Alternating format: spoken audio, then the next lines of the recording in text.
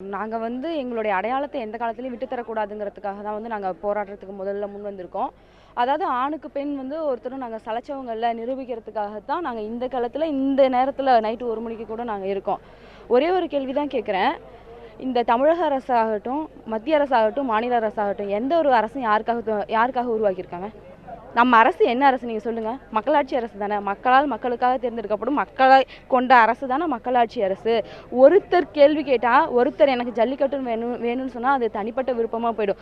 ஒட்டுமொத்த இளைஞர்களும் ஒருமித்த கருத்தோட ஒரு உணர்வை கொண்டு வந்திருக்கும் போது அது ஏன் தமிழக அரசு காதல் கூட வாங்காமல் இருக்குது? இது எங்களுடைய பாரம்பரியத்தையும் எங்களுடைய அடையாளத்தையும் அழிச்சுக்கிட்டே போகிற மாதிரி இருக்குது. ஒன்னொன்னையும் எங்கள் கையிலேருந்து அப்படியே வெறித்தனமாக பிடிங்கிட்டு இது உங்களுக்கு இல்லை அப்படின்னு சொல்கிற மாதிரி இருக்குது.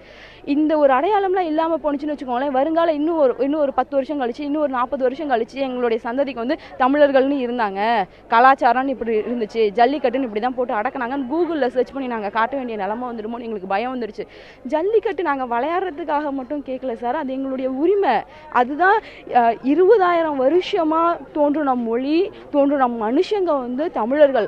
அவங்களால சும்மாலால ஜல்லிக்கட்டை கொண்டு வர கிடையாது. இந்த ஜல்லிக்கட்டை அழிக்கிறது மூலமா இந்த கடந்த 3 வருஷத்துல ஜல்லிக்கட்டு நடக்கல இல்லைங்களா? ஒவ்வொரு வருஷமும் கிட்டத்தட்ட 600 காளை மாடுகள் அடிமாடுகளா வெளிநாட்டுக்கு ஏற்றுமதி பண்ணிட்டே இருக்காங்க. 100 வெரைட்டியில இருந்த காளை மாடுகள் இப்போ 30 வெரைட்டி கூட மிஞ்சல. இன்னொரு கேள்வி கேட்கிறேன் சார், காளை மாட்டை யார் சார் வைல்ட் அனிமல்ல சேர்த்த சொல்லி சொன்னா? பீட்டாக்கு என்ன அதிகாரம் சார் இருக்கு? வைல்ட் அனிமல்னா அது காட்டுல தானே இருக்கணும். வீட்டில் வச்சு நாங்கள் எங்கள் குழந்தை குட்டிங்க மாதிரி வச்சு நாங்கள் பார்த்துட்டு இருக்கோம். அதை யார் வைல்ட் அனிமலாக இருக்கு சொன்னால்? தினைக்கும் காலையில் இருந்து ஒவ்வொரு மனுஷனும் பால் குடிக்கிறான் இல்லைங்களா? அந்த பாலை காட்டு மிருகத்திட்ட அவன் போய் கறந்துட்டு வந்தால் குடிக்கிறான். வீட்டில் வச்ச மிருகத்தை என்னத்துக்கு வைல்ட் அனிமலில் சேர்த்தனா? அந்த வைல்ட் அனிமல் தடையை நம்மளால் எடுத்தோம்னாலே அந்த ஜல்லிக்கட்டுக்கு உண்டான தடையெல்லாம் நீங்கிடும். இந்த பால் விஷயத்தில் ஜெர்சி மாட்டுகள் எல்லாம் கொண்டு இறக்கி இது நாங்கள் வெறும் கட்டி பிடிச்சி விளையாடணும்னு நாங்கள் முட்டாள்தனமாக ஒரு போராட்டத்தை நாங்கள் பண்ணலை. இது எப்படி சொல்ல வரோன்னா, அந்த ஜெர்சி மாடு மூலமாக கிடைக்கக்கூடிய அந்த பால் எங்களுக்கு நோய், பிரஸ்ட் கேன்சர் கொண்டு வரும்னு சொல்லியிருக்காங்க. 2வது ரக பாலை கொண்டு வரும்னு இருக்காங்க. அதுக்கு எங்களுக்கு வரக்கூடிய நோய்க்கு அவங்களே மருந்து கொடுப்பாங்க. அப்படி இருந்தால் நோய் ஒரு 10-20 வருஷம் கழிச்சு நோய் நிறைந்த தமிழகமாக மாறிடும். அப்படிலாம் மாறக்கூடாதுன்னு இளைஞன் சிந்தனையோடு தான் நாங்கள் எல்லாரும் போராடிட்டு இருக்கோம். பெண்கள் சளைச்சவங்க இல்லைங்கிறதுக்காக தான் நாங்கள் காட்டிகிட்டு இருக்கோம். எனவே எங்களுக்கு ஜல்லிக்கட்டு வேணும்.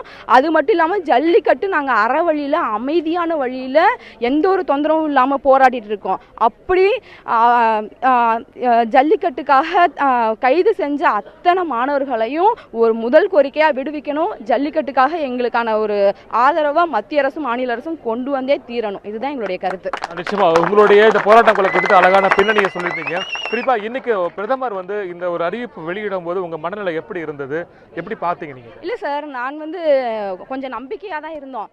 ஏன்னா இவ்வளவு பெரிய போராட்டம் நடந்து யார் ஒருத்தருமே பார்த்ததே கிடையாது. அதுவும் இளைஞர்கள் மத்தியில் இவ்வளவு பெரிய ஒரு கிளர்ச்சி, ஒரு எழுச்சி வரும்னு யாருமே நம்பவே கிடையாது. இவ்வளவு பெரிய தூண்டுதல் இருக்குதுன்னா அங்கே பாருங்களேன், ஒரு கட்சிக்காக தான் ஒரு கூட்டம் நடக்கும். எங்களுக்கு தெரிஞ்சு இது வரைக்கும் இப்படி தான் பார்த்துருக்கோம். ஆனால் ஜல்லிக்கட்டு இவ்வளோ பெரிய போராட்டமாக இருக்கிறத பாசிபிள் பண்ணிடுவாங்க. ஏன்னா யங்ஸ்டர்ஸ்னால எல்லாம் முடியும் அப்படிங்கிறதுக்காக 2 நாள் பண்ணோம். 1 நாள் இருந்தாலே கொடுத்துடுவாங்கங்கிற நம்பிக்கை இருந்தது. நான் கூட டிவியை என்ன சொல்லுவார், கண்டிப்பாக நம்ம கிடச்சிடும், ஜல்லிக்கட்டு நடக்க போது நான் பார்க்கும்போது மறைமுகமாக சப்போர்ட் பண்ணுவேன். ஆனால் கோர்ட்டில் தான் கேஸ் இருக்கேன், என்னால் ஒன்றும் பண்ண முடியாதுன்னு கையை விரிச்ச உடனே அந்த நம்பிக்கையெல்லாம் ஒடிஞ்சு போச்சு. பார்த்தீங்களா, அப்படியே மனசுலாம் ஒடிஞ்சு போச்சு. இப்போ விடாமுயற்சியாக என்ன நினைக்கிறேன்னா, ஜல்லிக்கட்டு நடக்கணும், நடந்தே தீரணும். வருஷத்துக்கு ஒரு தடவை ஜல்லிக்கட்டு இல்லை, வாரத்துக்கு ஒரு தடவை நாங்கள் ஜல்லிக்கட்டு நடத்துவோம். பொண்ணுங்களும் சேர்ந்து விளையாடுற அளவுக்கு திறமையும் வீரியமும் எங்களுக்கு இருக்குது.